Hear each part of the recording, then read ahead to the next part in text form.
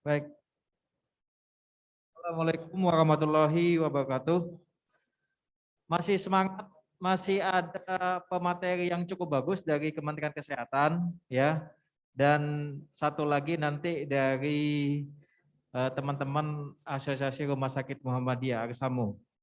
Tapi yang paling penting materi yang akan disampaikan oleh Kementerian Kesehatan ini cukup menarik, Bapak Ibu sekalian, karena memang menjadi pembahasan kita dari pagi. Dari Dokter Slamet tadi pagi di panggung juga sudah tampil tentang JKN, yaitu tentang rencana perubahan regulasi JKN terkait dengan kenaikan tarif biji, KDK maupun juga iur biaya. Jadi ini materi yang mungkin dinantikan oleh seluruh stakeholder kesehatan. Dan mungkin nanti Bapak Ibu sekalian baik yang luring maupun daring bisa menyampaikan pertanyaan. Apakah sudah bersama kita? Oh, pending 10 menit. Ya.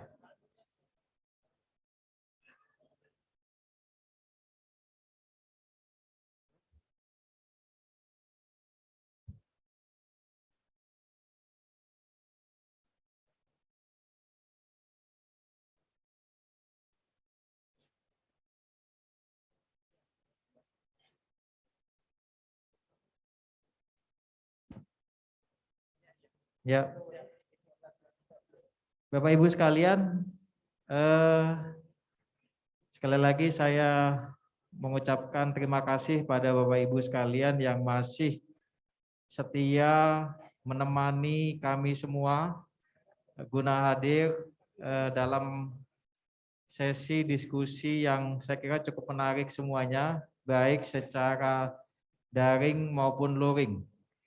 Yang secara daring seperti kita ketahui yang hadir total ada berapa itu ada sekitar 200-an lebih ya. Jadi nanti para peserta daring ya yang bisa menyampaikan pertanyaan-pertanyaan kepada narasumber nanti melalui kolom chat. Jadi tidak perlu raise hand, tidak perlu nanti angkat tangan, cukup ditulis apa yang menjadi pertanyaan, apa yang menjadi kegundahan kepada narasumber, nanti dibacakan oleh kamu kepada narasumber.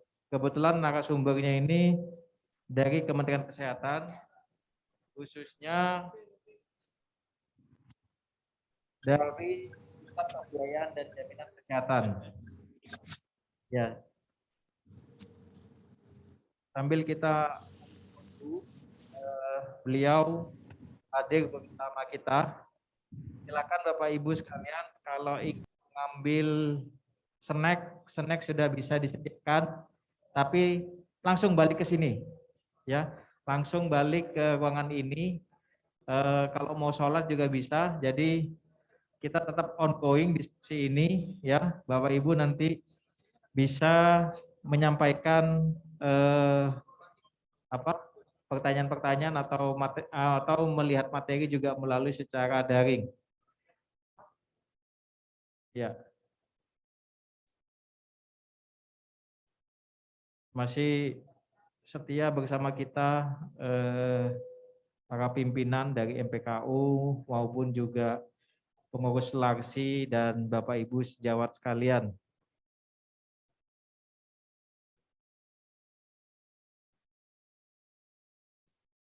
Monggo kalau yang mau ngambil snack boleh silakan, tapi langsung balik ke sini.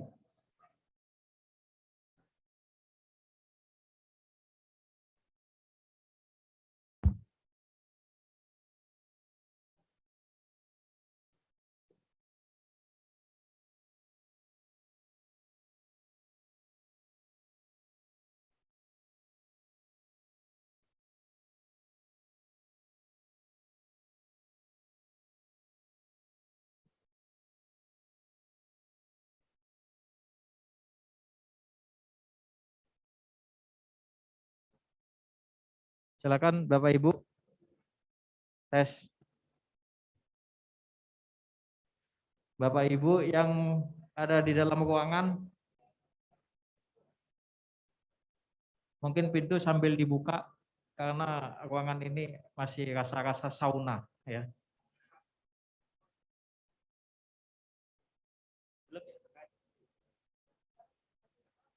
Ya, sambil menunggu.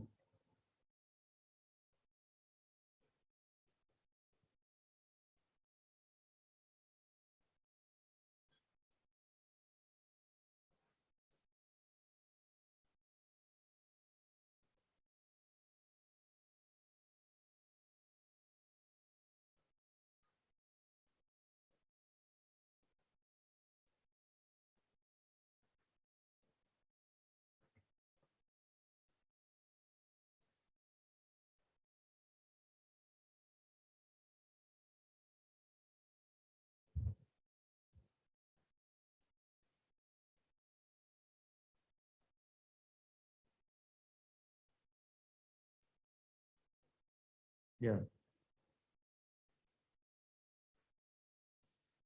Ini menarik. Tadi saya katakan di depan bahwa pemateri belum join bersama kita, tapi pertanyaan sudah ada. Nah ini kan artinya semangat keingintahuan kapan kenaikan ini, setidaknya bocoran. Kalau tadi Dr. Slamet menyampaikan di semester kedua atau kenaikannya juga agregat di 23% ya. Mudah-mudahan hari ini kita akan mendapatkan masukan, informasi asupan yang cukup jelas dari Dr. Yuli, ya minimal bocoran tanggal berapanya, jadi Bapak Ibu nanti bisa menanyakan. Sehingga ini menjadi modal kita untuk katakan berstrategi ya, agar program JKN khususnya di Vaskes dapat berlangsung secara baik ya.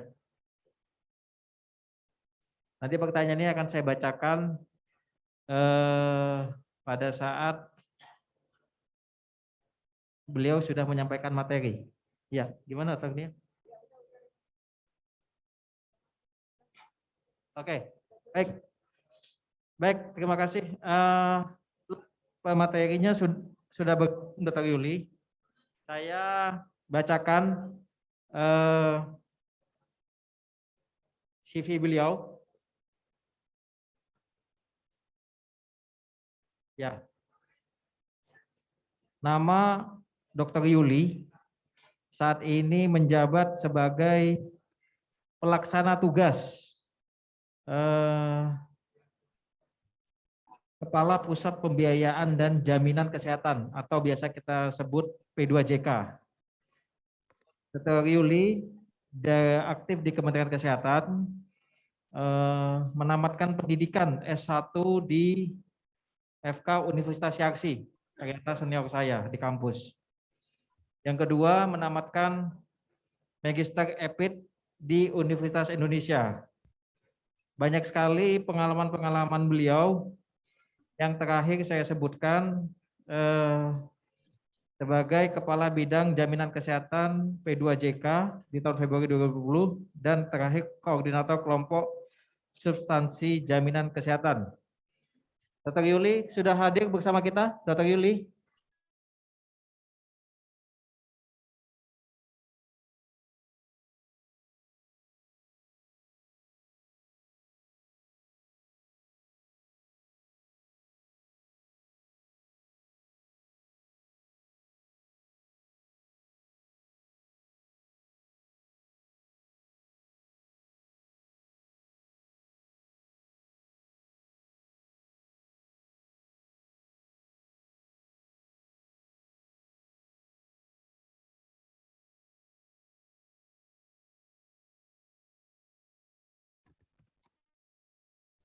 Langsung.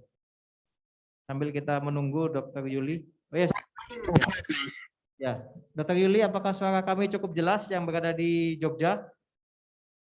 Jogja menyapa Dr. Ya. Ya, silakan Dr. Yuli kalau ada materinya mau menampilkan atau dibantu oleh kami, silakan. Silakan Dr. Yuli. Dibantu oleh Ya, atau Dr. Yuli. terlihat dimulai atau gimana?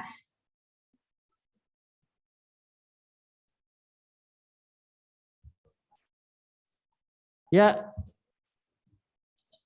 Ya, silakan Dok, dimulai Dok. Ya, Bismillahirrahmanirrahim. Assalamualaikum warahmatullahi wabarakatuh. Yang saya hormati, ini pastinya teman sejawat semua dan dari Arsamu ya. Alhamdulillah saya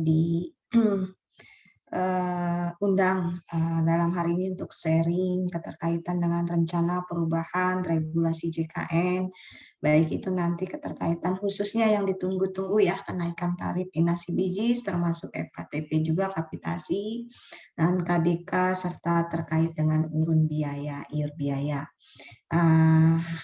Baik, saya sedikit saja hanya mengupdate sekali lagi, ini masih dalam ranah diskusi dan masih dalam ranah pembahasan. Mohon nanti Bapak dan Ibu ini bisa bergerak apapun juga ya. Jadi ini belum satu keputusan yang fix yang nanti akan saya sampaikan.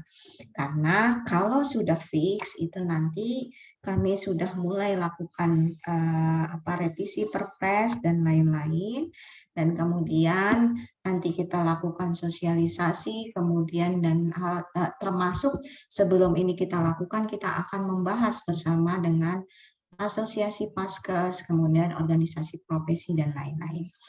Jadi latar belakang terkait dengan peninjauan manfaat sesuai kebutuhan dasar kesehatan merupakan amanah dari regulasi. Sekali lagi, KDK ini merupakan satu amanah dari regulasi khususnya di Perpres 64 2020. Nah, di sini pada pasal 54A dikatakan bahwa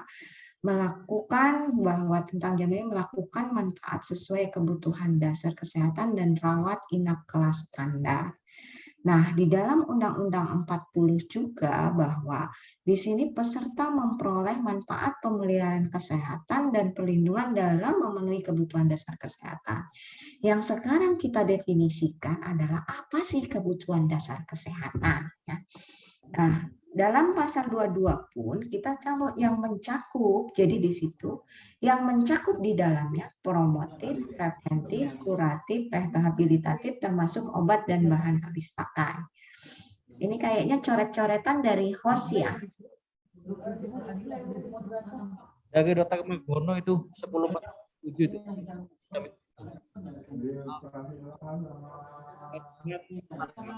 Yang didaring jangan tolong dibantu itu. Tadi saya lihat 10407 tuh. Ya, muncul tuh hitam-hitam tuh. Oleh admin. Enggak, ini kali enggak berasa nih. Ya, saya lanjut aja. Nah, sekarang kita bicara konsep dari manfaat JKN berbasis KDK. Tadi Undang-Undang 40 mengatakan bahwa manfaat yang dijamin adalah kebutuhan sesuai dengan kebutuhan dasar kesehatan. Nah, sekarang di Perpres 64 kita harus mendefinisikan apa sih yang disebut dengan kebutuhan dasar kesehatan. Nah, kemudian ini barangkali prosesnya sudah lama ya, dalam kita melibatkan akademisi, organisasi profesi, DJSN, Kementerian Keuangan, maka didefinisikan lagi berdasarkan naskah akademik kajian dari akademisi bahwa sesuai dengan definisi WHO, definisi kebutuhan dasar kesehatan adalah yang bertujuan satu life saving, menyelamatkan jiwa. Pastinya yang menjadikan kebutuhan dasar itu yang pastinya akan menyelamatkan jiwa manusia.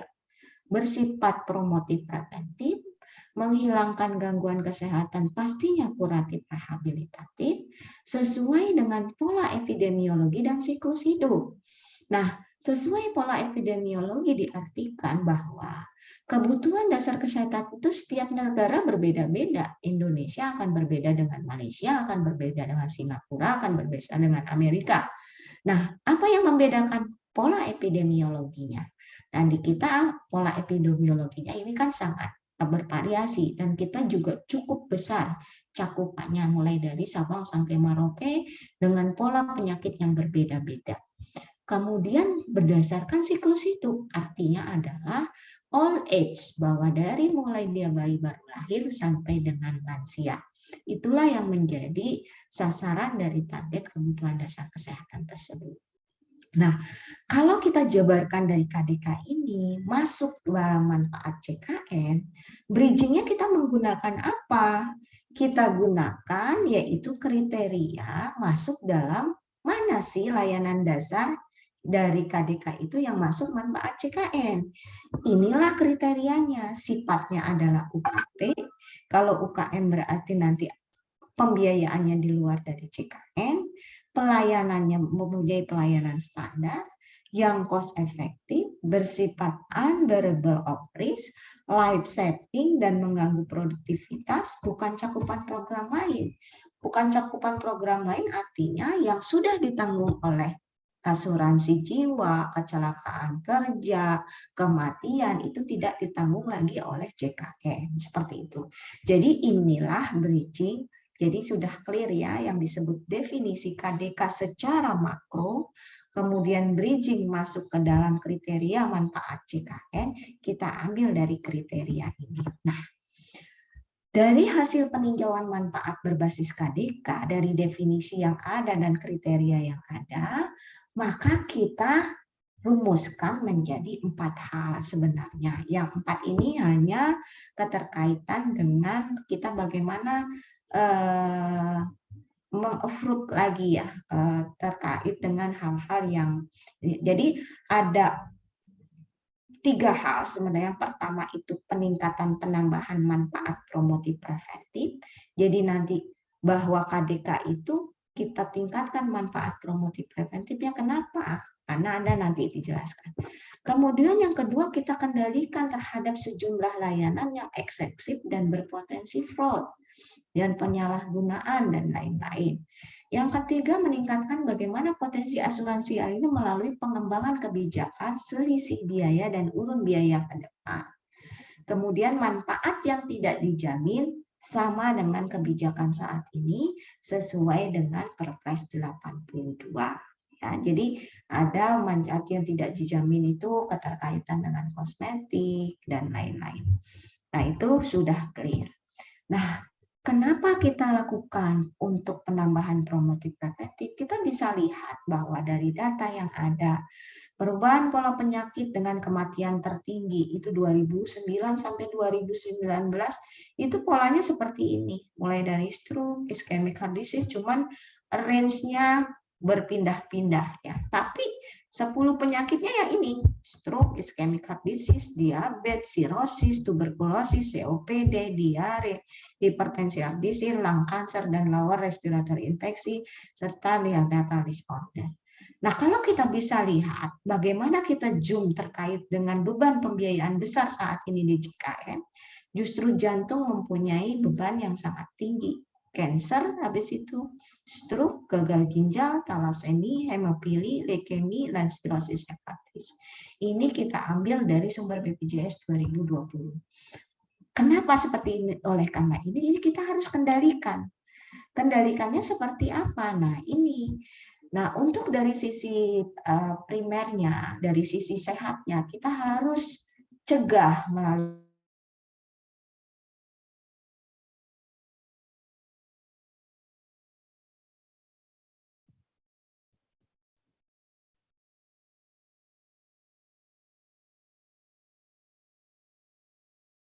Lanjut terus, lanjut. Di online masih nyala. Hah? Dr. Yuli, suaranya keputus, Dr. Yuli. Di Zoom masih berjalan dengan baik. CKN. Kedua, mengendalikan utilisasi yang berlebih. Kita lihat utilisasi yang berlebih. Mengurangi unnecessary treatment. mengurangi fragmentasi layanan. Ini 4 hal yang nanti kita akan lihat. Opsi pelayanan bersumber dari analisa data klaim JKN dan usulan dari organisasi profesi. Jadi saat ini kami sedang berproses dalam data klaim JKN. Kita lihat mana yang overutilisasi, mana yang unnecessary treatment, mana yang terkait dengan layanan-layanan yang banyak terkait dengan adanya fragmentasi layanan. Dan yang kedua adalah kita sedang berdiskusi dengan OP dan OP sedang mengusulkan beberapa hal keterkaitan dengan pengendalian ini. Nah, selanjutnya akan dilaksanakan pembahasan bersama Kementerian Kesehatan, BPJS, organisasi profesi. Nanti apabila usulan dari OP sudah ada pada kami dan kita nanti akan lihat dan akan tidak semua ya, nanti seluruh layanan kita kendalikan. Kendalikannya adalah dengan 2 hal, yaitu dengan urun biaya dalam sisi pengendalian. Pengendalian bisa terjadi nanti dalam bentuk restriksi, pengendalian bisa terjadi dalam rangka urun biaya dan lain-lain. Nah, layanan yang dikenakan pengendalian diharapkan bukan layanan yang bersifat life saving, artinya dia bukan nanti yang mengancam jiwa. Otomatis yang katastrofik itu tidak akan dilakukan namanya dikendalikan. Kemudian tidak mengurangi akses peserta menjangkau layanan kesehatan. Itu clue dan inti dari pengendalian. Nah, untuk pengendalian ini belum clear. Yang sudah clear dalam KDK ini adalah yang bareng dalam untuk penambahan promotif preventif. Nah, untuk yang ketiga, bagaimana peran swasta bisa masuk di dalam? Nah, untuk ini kita rangka merevisi dari Permenkes 51 terkait dengan urun atau selisih biaya. Di sini berbicara urun dan selisih, kalau selisih biaya adalah keterkaitan dengan kenyamanan dari pasien tersebut. Dan pasien tersebut ingin mau masuk ke dalam PIV dan lain-lain. Nah, kita kategorikan menjadi 2. Bagi orang yang tidak punya asuransi kesehatan tambahan atau OOP, ini tetap mengambil pada yang lama ya, yaitu maksimal 75% dari tarif inasi bijis. Tapi bagi yang punya asuransi kesehatan tambahan, ini terkait dengan bisa terjadi negosiasi antara Paskes dengan asuransi kesehatan tambahan. Dan ini masih kita diskusikan dengan asuransi swasta dalam hal ini yang punya benefit terkait dengan asuransi kesehatan tambahan. Nah, bagaimana rencana perbaikan tarif? Nah, inilah yang ditunggu-tunggu. Dan jangka pendek adalah kita akan melakukan review terhadap tarif, baik kapitasi maupun inasi biji, khususnya pada tarif yang under cost maupun over cost. Pertama. Yang kedua adalah proses peninjauan tarif dengan mempertimbangkan ketahanan dari DJS Kesehatan. Jadi kan saya paham sekali tarif itu kalau untuk CBG sudah 8 tahun ya, kapitasi sudah 8 tahun tidak naik. Terus kemudian CBG itu 5 tahun. Nah, ini yang kemudian kita akan review. Kita juga akan melihat ketahanan dari dana DJS ini. Ya. Artinya adalah dari semua nanti kita akan review ulang mana yang sebenarnya sudah saatnya itu kita naikkan. Nah, kenaikan tarif ini sekali lagi secara bertahap. Tidak langsung gebiah-uyah kita akan naik karena pastinya cost di sana dana DJS ini kekuatannya apalagi di tengah pandemi ini pemerintah harus save life ya bagi seluruh masyarakat untuk ketahanan dari pandemi ini. Jadi nanti kita lihat ya. Kemudian kita akan review semua cost-nya dan kemudian nanti mana yang akan kita naikkan. Nah, ini sebelum proses ini nanti ini setelah kita review ini loh yang akan dari review tarif ini yang nanti kita akan berbicara dengan Asosiasi Paskes, kemudian DJSN dan Kementerian Keuangan. Nah, kemudian memperbaiki kualitas dari pengkodingan juga dan menyelenggarakan pelatihan coding yang bersertifikat. Insya Allah tahun ini 2022 kita akan melatih seluruh coder yang ada di rumah sakit khususnya untuk sementara karena dana kami ini adalah berkurang, maka kami memprioritaskan tahun ini untuk rumah sakit pemerintah. Jadi untuk para coder akan dilakukan peningkatan kapasitas terkait dengan pengkodingannya dalam nanti supaya tepat dan tidak supaya tepat dalam hal nanti artinya adalah kalau coding itu benar maka terkait di output belakang pengklaiman juga akan pas atau valid. Nah, untuk jangka menengah, kita lakukan pembangunan inagrover. Dan 2022 ini, dengan grup perawat inap yang sudah jadi, dan sudah kita uji cobakan di 32 rumah sakit, nanti 2022 akan dilakukan uji coba untuk seluruh rumah sakit, tapi masih memakai dua grouper, yang unu grouper dengan ina grouper. Nanti kita lihat, itu cuma klik satu kali inputannya, nanti kita akan lihat, baru nanti kita akan mempengaruhi, setelah kita lihat groupernya, baru kita bisa bicara pricingnya. Nanti tahun 2022 ini kita lihat semua menggunakan ini, kemudian kita hitung ulang tarif dan lain-lain menyesuaikan. Jadi inilah yang nanti akan kita lakukan ke depan. Nah, rencana beberapa perubahan regulasi untuk manfaat JKN kita akan lakukan revisi Perpres Jaminan Kesehatan, yaitu Perpres 64 ini keterkaitan dengan manfaat untuk sementara, tapi pengendalian kita belum bisa masukkan, jadi nanti kita akan secara bertahap untuk penambahan dari manfaat terlebih dahulu. Kemudian revisi Permenkes 28, yaitu terkait dengan manlak yang sebenarnya ini juga ditunggu-tunggu, karena kemarin belum terbit, akhirnya banyak update dan lain-lain sehingga manlak ini tertunda dan akan segera kami lakukan eksekusi tahun ini apabila KDK ini sudah clear. Kemudian pengendalian, nanti penetapan layanan perlu dikendalikan dengan keputusan dari Menteri Kesehatan, bisa terjadi Permenkes yang keluar, tetapi kita masih perlu pembahasan dengan organisasi profesi. Nah, ini supaya hati-hati, tidak terjadi kehebohan di lapangan, dan hal-hal yang perlu kita mitigasi secara bersama. Kemudian implementasi selisih biaya dulu ya, untuk kenyamanan ya. Untuk kenyamanan ini kita lihat di Permenkes 21. Nah, untuk urun biayanya kita masih menunggu dari proses pembahasan lebih lanjut. Untuk peninjauan besaran tarif, revisi Permenkes 52 ini segera saat ini kami sedang berproses mereview bersama dengan Kementerian Keuangan, Aktuaria, BPJS Kesehatan, dan DJSN. Setelah nanti ini baru kita akan lakukan trilateral sesuai dengan aturan undang-undang, kita akan bahas bersama dengan fasilitas asosiasi Paskes,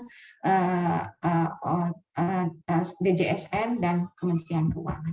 Saya rasa ini cukup, dan apabila ada pertanyaan dipersilakan untuk menambah nanti wawasan atau kedepannya isu-isu yang akan berkembang kedepannya terkait dengan reformasi dari manfaat JKN.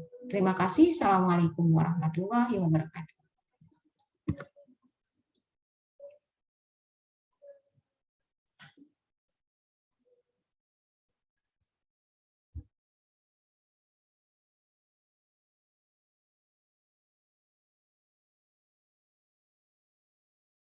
Suara saya terdengar ya, Ibu Bapak? Ini di ruang Zoom terdengar, Ibu. Ya, saya agak-agak sedikit worry nih saya apa bicara terdengar atau tidak gitu. Ya, Dr. Yuli, apakah suara saya cukup jelas? Jelas, Pak, jelas. Baik, terima kasih Dr. Yuli atas siap. Ya, tadi kami semua di Jogja maupun di peserta daring sudah menyimak. Mungkin dari Bapak Ibu sekalian ada pertanyaan, tapi izinkan saya membaca. Jadi tadi sebelum Dr. Yuli bergabung ini sudah ada titipan pertanyaan Dr. Yuli, ya kan? Siap. Pertama adalah model pembayaran klaim inasi biji ya untuk kondisi RS yang belum sepenuhnya rawat inapnya memenuhi standar KRIS seperti apa? Mohon penjelasannya. Itu bagus satu. Silakan Dr. Yuli jika ingin dijawab langsung. Sambil kita menunggu di auditorium Jogja, kalau misalnya ada pertanyaan boleh nanti. Silakan, apa ada yang angkat tangan? Ya. Saya jawab satu dulu ya, Pak. Ya, silakan dok, silakan. Ya, terkait sekali lagi Bapak dan Ibu, kelas rawat inap standar ini belum fix ya Pak Ibu. Kami Paripum masih menunggu karena kewenangan dari kelas rawat inap standar bukan di Kementerian Kesehatan, adanya di DJSN Bapak, gitu ya. Tapi keterkaitan itu DJSN berkolaborasi dengan Kementerian Kesehatan dalam menetapkan kriteria yang nanti ini pun belum fix ya Pak, mana yang nanti akan diambil, opsinya seperti apa, dan pentahapannya tidak langsung ya. Dan sekali lagi saya belum bisa menjawab bagaimana tarif dengan kris ini, belum, karena kita belum tahu mana opsi yang akan dipakai. Seperti itu, Pak. Bapak Ibu di ruangan sini ada pertanyaan langsung kepada Kementerian Kesehatan? Ada di ruangan ini? Mungkin ini tadi Dr. Yuli tadi di slide tadi Dr. Yuli sudah menyebutkan nanti dalam pembahasan ini nanti akan mengajak organisasi profesi maupun juga perhimpunan dokter spesialis. Sebenarnya fardu ainnya itu nanti organisasi profesi, dalam hal ini Ikatan Dokter Indonesia.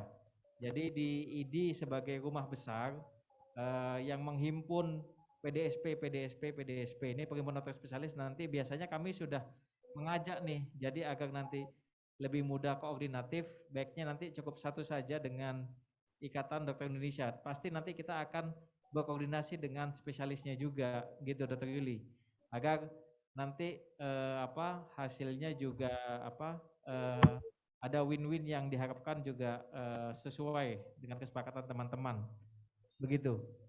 Oh, ini ada pertanyaan, bagaimana sebenarnya penerapan prinsip ekuitas dalam pelaksanaan JKRN? Apakah masih sesuai dengan harapan dari UU SJSN? Silakan Dr. Yuli.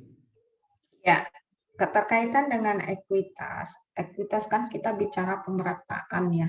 Nah, ini sedang kami rumuskan bagaimana ekuitas itu dalam manfaat CKN ini sesuai dengan Undang-Undang 40 ke depan.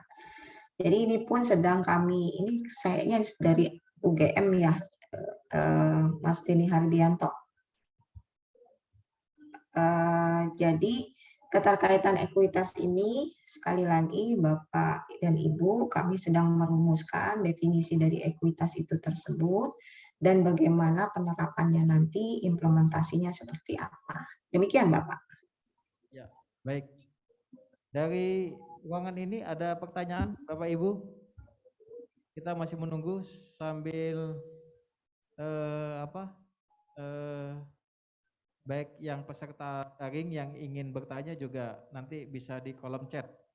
Tapi tadi kita sudah menangkap cukup jelas, semangatnya adalah nanti kita akan bahas bersama formula ini agar jangan sampai nanti menimbulkan kegaduhan. Artinya tadi maupun yang biaya yang katakan di bawah maupun over juga nanti under maupun over nanti juga akan dibahas secara bersama-sama gitu ya. Bapak Ibu, tapi apakah betul Dr. Yuli bahwa di semester kedua nanti kemungkinan realisasinya? Saya berharap kita cepat ya Pak, akselerasi gitu, tapi tergantung nanti kalau keputusan, karena kan semua nanti mengikuti ya, kalau KRIS memang akan dilaksanakan 2022, tahapannya seperti apa, pasti tarif itu akan menyesuaikan juga gitu loh. Tetapi sepertinya berat untuk dilaksanakan di 2022. Untuk KRIS itu nanti akan uji coba terlebih dahulu di 2022 di rumah sakit vertikal, Pak. Jadi tidak seluruh rumah sakit, nanti secara bertahap. Nah, kalau itu terjadi artinya kita sudah bisa men-setting bagaimana keterkaitan dengan kenaikan tarif CBGS ini dari hasil review itu. Jadi nanti kita lihat, kan kemarin saya sudah berbicara dengan OP, dengan organisasi perhimpunan, kemudian lain-lain.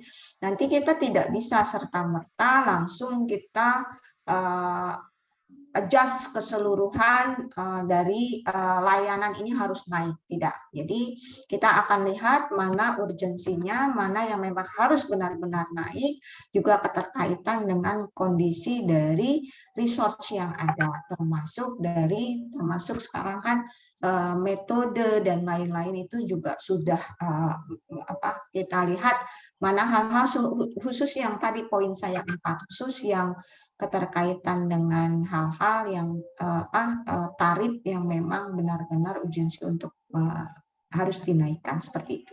Jadi sekali lagi kenaikan tarif pun nanti akan bertahap, kita melihat dari urgensinya dan kemudian kita lihat mana hal-hal yang tadi menurutnya kan kalau dilihat saya kan tadi katakan mana yang under cost, mana yang over cost. Kemarin waktu itu Pak Selamat bilang, Bu Yuli ini udah 5 tahun pastinya semua under cost gitu, tapi nanti kita akan lihat kembali.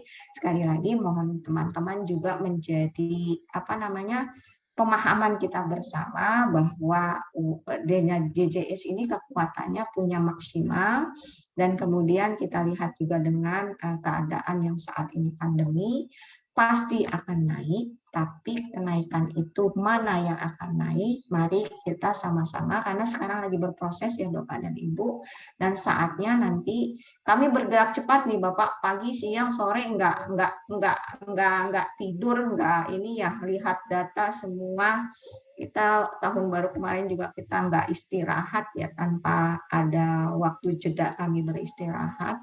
Jadi kami mereview kembali, dan ini kemudian yang nanti kita akan angkat, dan inilah yang nanti sesuai dengan regulasi yang ada, bahwa tarif ini nanti akan dinegosiasi atau dikoordinasikan dengan Asosiasi Paskes, DJSN, Kementerian Keuangan untuk dilakukan simulasi dan adjustment naik. Jadi demikian.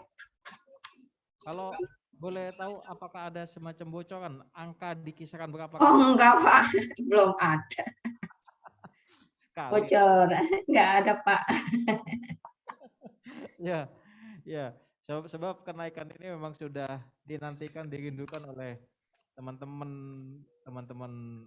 sejawat maupun juga rumah sakit ya, karena sudah cukup lama ya kan. Tapi yang dikatakan Dr. Selamat mungkin saya setuju bahwa mungkin tarif hari ini mungkin kami anggap semua sudah under cost semua ya, tidak ada yang over karena sudah lama sekali. Bapak Ibu di ruangan auditorium masih ada? Jadi insya Allah kita akan ada kenaikan Bapak Ibu, tapi nanti ada simulasi terlebih dahulu ya. Tentu nanti kita lihat ya, Kementerian Kesehatan masih terus berkoordinasi dengan pihak-pihak terkait ya, dalam hal ini Kementerian Keuangan, DJSN, BPJS Kesehatan ya, maupun juga Asosiasi Vaskes maupun juga organisasi profesi. Jadi keguyupan yang seperti ini, kolaborasi seperti ini yang kita harapkan agar nanti peraturan yang dihasilkan atau nanti keputusan yang dihasilkan oleh Kementerian Kesehatan khususnya tentang kenaikan tarif ini maupun juga iur biaya ya, maupun juga tadi KBK juga ini juga dapat diterima oleh semua pihak. Tapi tadi Dr. Selamat di awal tadi sudah menyampaikan, jadi terkait dengan KBK jangan sampai ada pengurangan manfaat nih Dr. Yuli, karena memang ini kebutuhan mudah-mudahan ini dapat diterima oleh teman-teman di Kementerian Kesehatan. Tidak ada pengurangan manfaat, Pak, malah menambah manfaat. Ya baik, itu berarti kan sudah cukup clear, artinya bagus buat kita semua. Saya kira demikian Bapak Ibu, jika sudah tidak ada pertanyaan mungkin apakah ada dari chat? Ada ya? 2 Ci? Nggak ada ya? Di kolom chat nggak ada? Kalau misalnya nggak ada nanti closing statement dari Dr. Yuli ini. Oh tidak ada. Dr. Yuli mungkin closing statement Dr. Yuli. Siap Pak. Terima kasih Bapak dan Ibu seluruhnya. Saya bisa bersilaturahmi bersama. Insya Allah kita bisa berkolaborasi, bersinergi, berkoordinasi untuk kedepannya khususnya untuk sustainnya JKN, pelayanan yang berkualitas ya Pak, pelayanan berkualitas yang kita harapkan. Mudah-mudahan dengan prinsipnya kami terus akan mengupdate beberapa hal yang sedang berproses saat ini, tapi sekali lagi mohon semua ini adalah belum fix, jadi semua hal yang masih dalam kondisi didiskusikan baik dalam proses KDK maupun KRIS. Yang insya Allah sebenarnya 2022 ini sudah persiapannya sudah banyak, langkahnya sudah banyak, sesuai dengan apa yang sudah kita targetkan dari timeline yang sudah kita tetapkan. Demikian barangkali Bapak dan Ibu, bila memang ada beberapa hal yang ingin disampaikan kepada kami, saya siap untuk berdiskusi, berkoordinasi pada Bapak dan Ibu, baik melalui perhimpunan ataupun dari organisasi lain. Demikian sekali lagi, mohon saya dimaafkan apabila ada kesalahan. Wabillahi taufiq wal hidayah. Wassalamualaikum warahmatullahi wabarakatuh. Waalaikumsalam warahmatullahi wabarakatuh. Kita kasih aplaus pada Dr. Yuli. Terima kasih. Sampaikannya mudah-mudahan bermanfaat Dr. Yuli, terus Terima kasih. ya, terus koordinatif dengan kami semua, organisasi profesi maupun juga asosiasi Vaskes. Terima kasih Dr. Yuli. Siap Bapak, terima kasih, izin saya lipat ada Vicon lain. Iya. Baik Bapak Ibu, sekian sesi diskusi pada sore kali ini. Selanjutnya akan ada sesi dari tim keuangan dari Asosiasi Rumah Sakit Muhammadiyah. Dari saya mohon maaf jika ada hal yang Terima kasih Bapak Ibu peserta Zoominar Silaturahim Nasional Refleksi Pelayanan Kesehatan Menuju Indonesia Tangguh dan Sehat, serta launching Lembaga Akreditasi Rumah Sakit Indonesia LARSI. Dengan berakhirnya paparan dari Dr. Yuli, maka berakhir sudah acara hari ini. Semoga apa yang sudah dipaparkan oleh pemateri bermanfaat untuk Bapak Ibu semua. Saya Mia, atas